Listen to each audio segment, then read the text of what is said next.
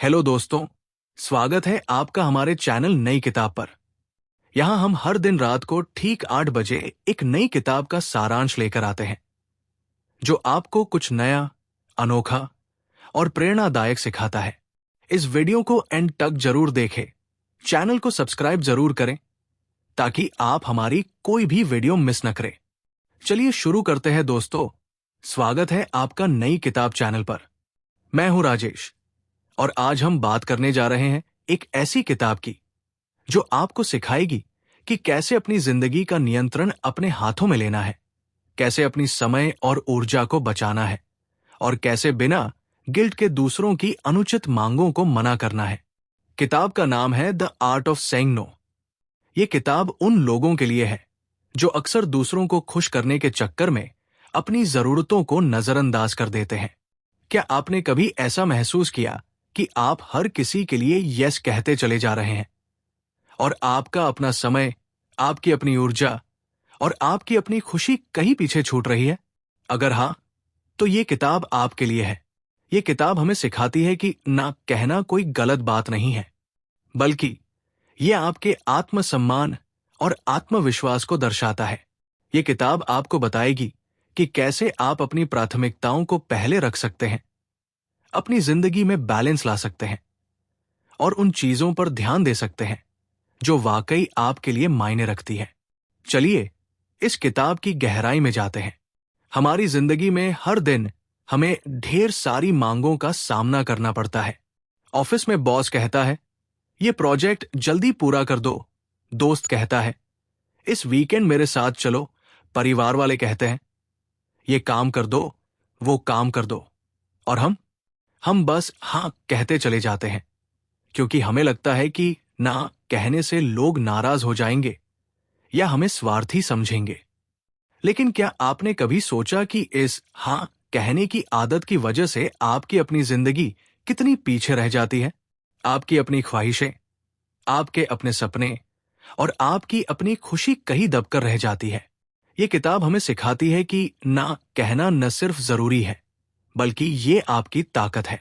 ये किताब हमें बताती है कि कैसे हम अपनी सीमाएं तय करें, कैसे अपनी समय और ऊर्जा को बचाएं और कैसे बिना अपराधबोध के दूसरों को मना करें। सबसे पहले ये किताब हमें समझाती है कि ना कहने का डर कहां से आता है। हम में से ज्यादातर लोग ना इसलिए नहीं कह पाते क्योंकि हमें लगता है कि इससे लोग हमें पसंद नहीं करेंगे। हमें डर होता है कि हम किसी का दिल दुखा देंगे या हमें स्वार्थी समझा जाएगा। लेकिन ये किताब हमें सिखाती है कि ये डर सिर्फ हमारे दिमाग का वहम है। ना कहना स्वार्थीपन नहीं है, ये अपनी जिंदगी का नियंत्रण अपने हाथों में लेना है। उदाहरण के लिए, मान लीजिए आपका दोस्त आपसे कहता है कि इस वीकेंड उसके साथ किसी पार्टी में चलें, लेकिन आप जानते हैं कि आपको उस दिन अपने परिवार के साथ समय बिताना है या आपको अपनी पढ़ाई पूरी करनी है। अब अगर आप हाँ कह देते हैं तो आप अपनी प्राथमिकताओं को नजरअंदाज कर रहे हैं।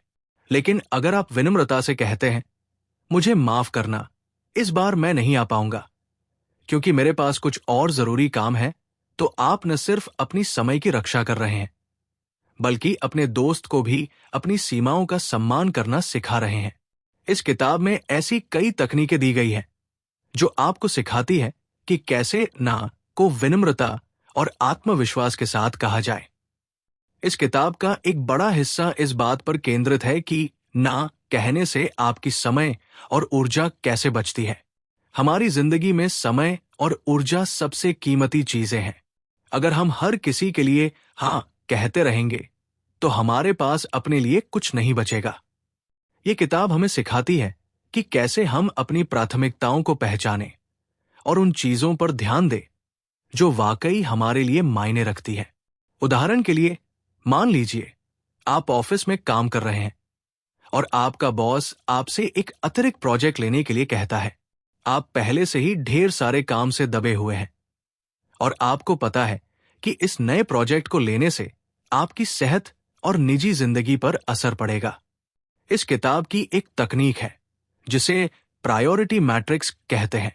इसमें आप अपने काम को 4 हिस्सों में बांटते हैं: जरूरी और तुरंत, जरूरी लेकिन तुरंत नहीं, गैर जरूरी लेकिन तुरंत, और गैर जरूरी और गैर तुरंत। अगर वो नया प्रोजेक्ट गैर जरूरी है तो आप विनम्रता से कह सकते हैं, मैं अभी कुछ अन्य जरूरी प्रोजेक्ट्स पर काम कर रहा हूं, लेकिन अगर ये बाद में हो सकता है तो मैं जरूर देखूंगा। इस तरह आप न सिर्फ अपनी समय की रक्षा करते हैं, बल्कि अपने बॉस को भी दिखाते हैं कि आप अपनी जिम्मेदारियों को गंभीरता से लेते हैं। ये किताब हमें यह भी सिखाती है कि ना कहने का मतलब हमेशा नकारात्मक होना नहीं है, बल्कि ये एक सकारात्मक कदम है अपनी जिंदगी को बेहतर बनाने की ओर। जब आप ना कहते हैं तो आप अपने लिए हां कह रहे होते हैं। आप अपने सपनों, अपनी सेहत और अपने रिश्तों के लिए समय निकाल रहे होते हैं। उदाहरण के लिए, मान लीजिए आपकी एक पुरानी सहेली आपसे हर हफ्ते लंबी लंबी बातें करने की उम्मीद करती है, लेकिन आपके पास इतना समय नहीं है। अगर आप हर बार हाँ कहते हैं तो आपकी अपनी जिंदगी के लिए समय कम पड़ जाएगा। इस किताब में एक तकनीक है जिसे सॉफ्ट नो कहते हैं। इसमें आप कह सकते हैं, मुझे तुमसे बात करना बहुत अच्छा लगता है, लेकिन इस हफ्ते मेरा शेड्यूल बहुत टाइट है। क्या हम अगले हफ्ते बात कर सकते हैं? इस तरह आप अपनी सहेली का सम्मान भी करते हैं और अपनी समय की रक्षा भी करते हैं। इस किताब में एक और जरूरी बात बताई गई है, और वो है अपनी सीमाएं, बाउंड्रीज तय करना। हमारी जिंदगी में कई बार लोग हमारी सीमाओं का सम्मान नहीं करते, क्योंकि हमने उन्हें साफ साफ नहीं बताया कि हम क्या स्वीकार करेंगे और क्या नहीं। ये किताब हमें सिखाती है कि कैसे अपनी सीमाएं तय करें और उन्हें मजबूती से लागू करें। उदाहरण के लिए, मान लीजिए आपका कोई रिश्तेदार हर बार आपके घर बिना बताया जाता है और आपकी निजी जिंदगी में दखल देता है। इस किताब की एक तकनीक है जिसे क्लियर बाउंड्री स्टेटमेंट कहते हैं। आप विनम्रता से कह सकते हैं, हमें तुम्हारा आना बहुत अच्छा लगता है, लेकिन कृपया पहले बता दिया करो, ताकि हम अपने शेड्यूल को उसी हिसाब से रख सकें। इस तरह आप अपनी सीमाएं साफ कर देते हैं और लोग उनका सम्मान करना सीखते हैं। ये किताब हमें यह भी बताती है कि ना कहने से अपराध बोध क्यों नहीं होना चाहिए। हम में से ज्यादातर लोग ना कहने के बाद सोचने लगते हैं, क्या मैंने गलत किया? क्या मैंने उनका दिल दुखाया? लेकिन ये किताब हमें समझाती है कि अपनी जरूरतों को पहले रखना स्वार्थीपन नहीं है, ये आत्म देखभाल है। उदाहरण के लिए, मान लीजिए आप अपने परिवार के साथ समय बिताना चाहते हैं, लेकिन आपका एक दोस्त आपसे कहता है कि आप उसके साथ बाहर चलें। अगर आप ना कहते हैं तो हो सकता है कि आपको थोड़ा बुरा लगे, लेकिन ये किताब आपको सिखाती है कि अपनी जरूरतों को पहले रखना ठीक है। आप अपने दोस्त को बाद में समय दे सकते हैं, लेकिन अपने परिवार के साथ वो पल फिर नहीं आएगा। इस किताब में एक तकनीक है जिसे रिफ्रेमिंग गिल्ट कहते हैं। इसमें आप अपने अपराध बोध को इस तरह देखते हैं कि ना कहकर आप अपनी जिंदगी को बेहतर बना रहे हैं, न कि किसी का नुकसान कर रहे हैं। इस किताब का एक और खास हिस्सा है कि ये हमें सिखाती है कि कैसे ना कहने से हमारा आत्मविश्वास बढ़ता है। जब आप अपनी सीमाएं तय करते हैं और अपनी प्राथमिकताओं को पहले रखते हैं, तो आपको अपने आप पर गर्व महसूस होता है। आप महसूस करते हैं कि आप अपनी जिंदगी के मालिक हैं। उदाहरण के लिए, मान लीजिए आप एक स्टूडेंट हैं और आपके दोस्त आपको पढ़ाई छोड़कर फिल्म देखने के लिए बुलाते हैं। अगर आप ना कहते हैं क्योंकि आपको अपनी पढ़ाई पूरी करनी है, तो आपको बाद में लगेगा कि आपने सही फैसला लिया। ये छोटा सा ना आपको अपने लक्ष्यों के करीब ले जाता है। इस किताब में एक तकनीक है जिसे पॉजिटिव रीइंफोर्समेंट कहते हैं।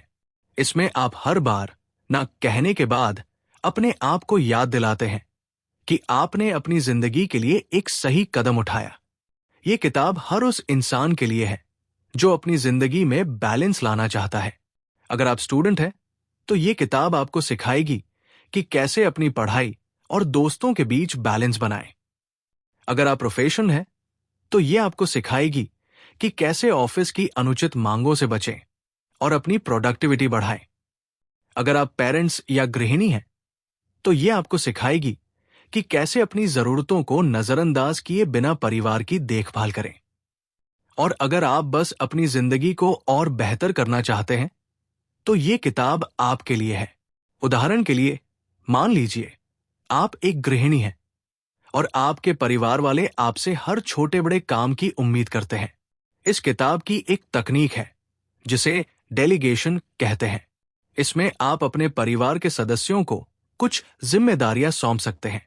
जैसे आप अपने बच्चों से कह सकते हैं, क्या तुम अपने कपड़े धोने में मेरी मदद कर सकते हो? इस तरह आप अपनी समय और ऊर्जा बचाते हैं और परिवार में एकजुटता भी बढ़ती है। इस किताब में कुछ और प्रैक्टिकल उदाहरण भी हैं। मान लीजिए आप अपने करियर में तरक्की करना चाहते हैं, लेकिन आपका बॉस आपको हर बार छोटे मोटे काम दे देता है जो आपके मुख्य लक्ष्यों से भटकाते हैं।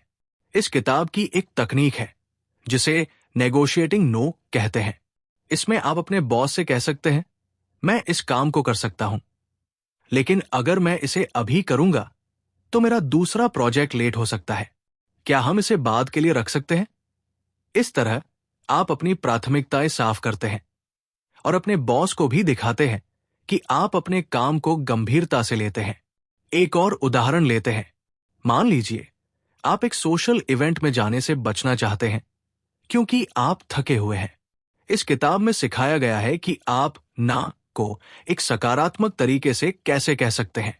जैसे आप कह सकते हैं, मुझे तुम्हारा इवेंट बहुत पसंद है, लेकिन आज मैं थोड़ा थका हुआ हूं। क्या मैं अगली बार जरूर आऊं?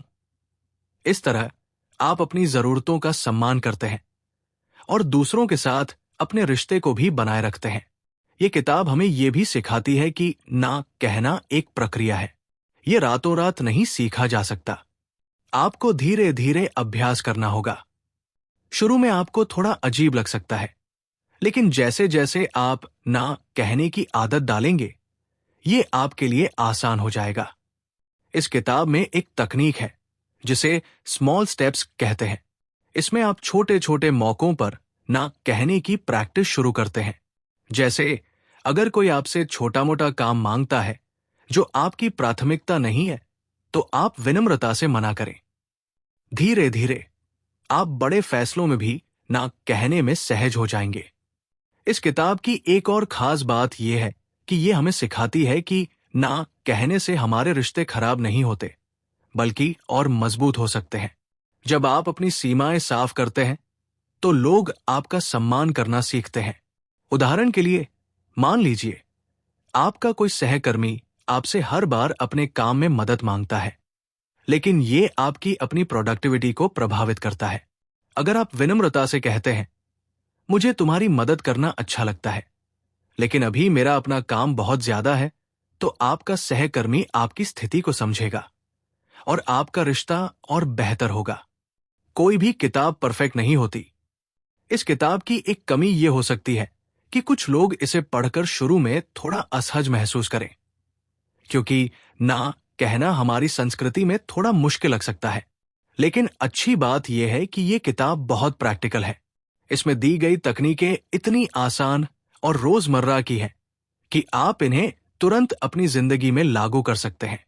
इस किताब को पढ़ने का सबसे अच्छा तरीका है कि आप हर तकनीक को एक एक करके आजमाएं। जैसे अगर किताब में सॉफ्ट नो कहने की तकनीक दी गई है, तो अगली बार जब कोई आपसे कुछ मांगे तो इस तकनीक को इस्तेमाल करके देखें। धीरे धीरे ना कहना आपकी आदत बन जाएगा और आपकी जिंदगी में एक नया बैलेंस आएगा। तो दोस्तों, ये था the art of saying no किताब का विस्तृत सारांश। उम्मीद है आपको ये पसंद आया होगा और आपने कुछ नया सीखा होगा। अगर आपको हमारा ये वीडियो अच्छा लगा तो प्लीज चैनल को सब्सक्राइब करें, बेल आइकन दबाएं, लाइक करें, अपने दोस्तों के साथ शेयर करें और कमेंट में बताएं कि आपको इस किताब की कौन सी तकनीक सबसे ज्यादा पसंद आई। क्या आपने कभी ना कहकर अपनी जिंदगी को बेहतर बनाया है? कमेंट में अपनी कहानी शेयर करें। हम आपके कमेंट्स का इंतजार करेंगे। नई किताब के साथ बने रहें और हर दिन रात को ठीक 8 बजे एक नया बुक समरी देखें। मिलते हैं अगले वीडियो में। नमस्ते।